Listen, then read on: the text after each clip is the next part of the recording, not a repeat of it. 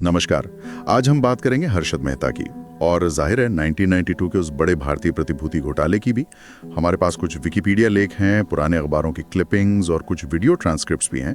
कोशिश रहेगी कि हम समझें हर्षद मेहता की पूरी कहानी, मतलब वो थे कौन, घोटाला हुआ कैसे, और सबसे जरूरी हमारे फाइनेंशियल सिस्टम पर इसका असर क्या पड़ा। तो चलिए पढ़ते खोलते हैं। ये जानना दिलचस्प है कि कैसे कोई स्टॉक मार्केट का अमिताभ बच्चन या बिग बुल बन जाता है ना। शुरुआत करें तो हर्षद मेहता एक आम मतलब सामान्य गुजराती जैन परिवार से थे। मुंबई में बीकॉम किया, उसके बाद सेल्स वगैरह में भी काम किया, कई छोटी मोटी नौकरियां। हाँ बिल्कुल, शुरुआत तो साधारण ही थी, लेकिन फिर शेयर बाजार में उनकी दिलचस्पी बढ़ी और वो हरिजीवन दास नेमीदास सिक्योरिटीज करके एक ब्रोकरेज फर्म थी, वहां उन्होंने जॉबर का काम शुरू किया। जॉबर मतलब वो क्या होता था उस समय? हाँ, जॉबर मतलब जो ब्रोकर की तरह दूसरों के लिए नहीं बल्कि ज्यादातर अपने लिए सौदे करता था।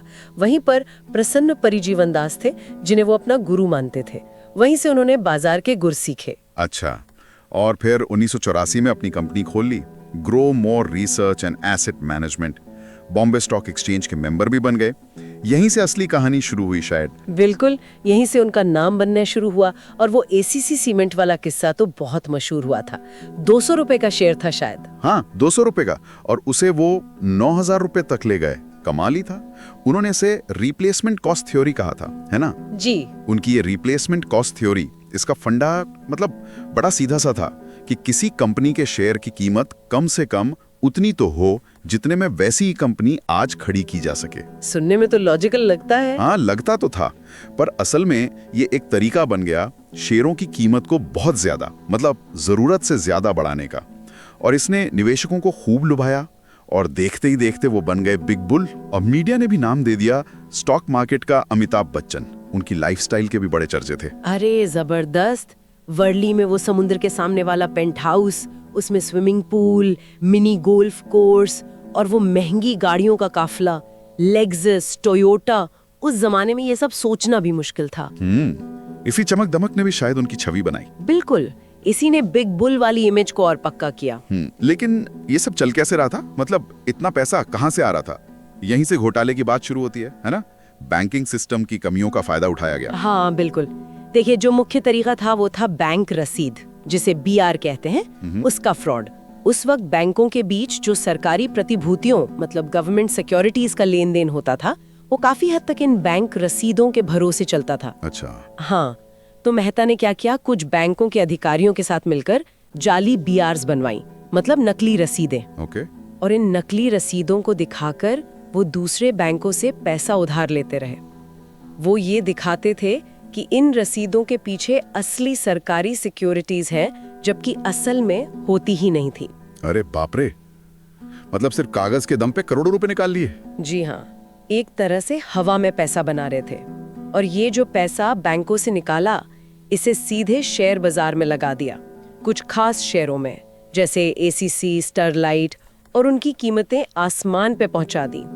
ये सोचा समझा स्टॉक मैनिपुलेशन था। कितना बड़ा था ये घोटाला अंदाजन? अंदाजा है कि करीब 4,000 से 5,000 करोड़ रुपए का।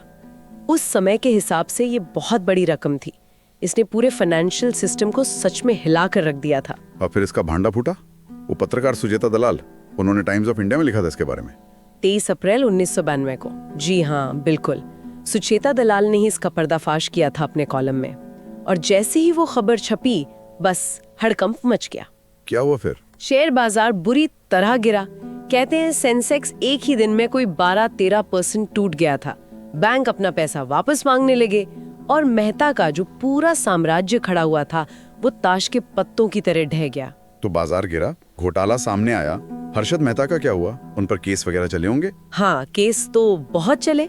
70 से ज्यादा क्रिमिनल केस और 600 से ज्यादा सिविल मुकदमे दायर हुए उन पर। लेकिन उनकी मौत हुई 2001 में, और तब तक उन्हें इतने सारे मामलों में से सिर्फ एक में दोषी ठहराया गया था। सजा भी हुई थी 5 साल की। अच्छा, लेकिन इस पूरे स्कैम का हमारे सिस्टम पर क्या असर पड़ा? कुछ बदला भी या नहीं? हाँ, ये बहुत जरूरी सवाल है। देखिए, इस घोटाले ने ना हमारी वित्तीय प्रणाली की बहुत सी कमजोरियों को एकदम सामने ला दिया। सबसे बड़ा असर तो सेबी पर पड़ा। सभी मतलब हमारा मार्केट रेगुलेटर। बिल्कुल, सेबी को ज्यादा ताकतें दी गईं ताकि वो बाजार पर बेहतर नजर रख सके, निवेशकों के हितों की रक्षा कर सके। बैंकिंग सिस्टम में भी सुधार हुए, ट्रांसपेरेंसी बढ़ाने की कोशिश हुई, और जो हम आज देखते हैं ऑनलाइन ट्रेडिंग, डीमैट अकाउंट्स, हाँ, जिसमें शेयर इलेक्ट्रॉनिक फॉर्म में होते हैं। हाँ, इन सबको बढ़ावा मिला। ये सब कहीं ना कहीं उसी घोटाले का नतीजा था। एक तरह से सिस्टम को मजबूत करने की जरूरत महसूस हुई। और फिर 31 दिसंबर 2001 ठाणे जेल में सिर्फ 47 साल की उम्र में हर्षद मेहता की मौत हो गई, हार्ट अटैक से। हाँ, आधिकारिक वजह तो हार्ट अटैक ही बताई गई, हालांकि कुछ सवाल उस पर भी उठे थे, पर खैर। लेकिन कहानी वहां भी खत्म नहीं हुई। उन पर किताबें लिखी गईं, सुचेता दलाल और देबाशीष बसु की द स्कैम तो काफी मशहूर है। और अभी हाल में वेब सीरीज आई स्कैम 1992, और एक फिल्म भी बनी द बिग बुल। हाँ, और ये दिलचस्प है कि इन फिल्मों और सीरीज ने ना उन्हें कई बार एक अलग ही तरह से दिखाया है। मतलब कानून की नजर में तो वो दोषी थे, एक स्कैमर थे, लेकिन पर्दे पर कहीं कहीं उन्हें एक महत्वाकांक्षी हीरो जैसा, या ऐसा इंसान जिसने आम आदमी को बड़े सपने दिखाए, ऐसा भी पेश किया गया। हाँ, ये नायक बनाम खलनायक वाली बहस तो चलती ही रहती है ऐसे मामलों में। बिल्कुल, दर्शकों के लिए भी ये कई बार कंफ्यूजिंग हो जाता है। तो ये थी कहानी हर्षद मेहता की, कैसे एक साधारण बैकग्राउंड से निकलकर कोई शेयर बाजार का बिग बुल बना, कैसे सिस्टम की कमियों का फायदा उठाया गया, और कैसे उसके गिरने के बाद भारत के फाइनेंशियल सिस्टम में बड़े बदलाव आए। बिल्कुल, पर यहाँ एक सोचने वाली बात रह जाती है। हर्षद मेहता का दौर तो फिर भी कागजी था, है ना? आज तो हम डिजिटल युग में जी रहे हैं। सोशल मीडिया है, इन्फ्लुएंसर है, ऑनलाइन प्लेटफॉर्म है, जहां गारंटीड रिटर्न और रातों रात अमीर बनने के वादे भरे पड़े हैं। ये बात तो है। तो क्या आज के निवेशकों को पहले से भी ज्यादा सावधान रहने की जरूरत नहीं है? क्या इतिहास खुद को दोहरा सकता है, शायद किसी नए तरीके से, किसी नए रूप में? ये सवाल आज भी उतना ही जरूरी है, शायद पहले से ज्यादा।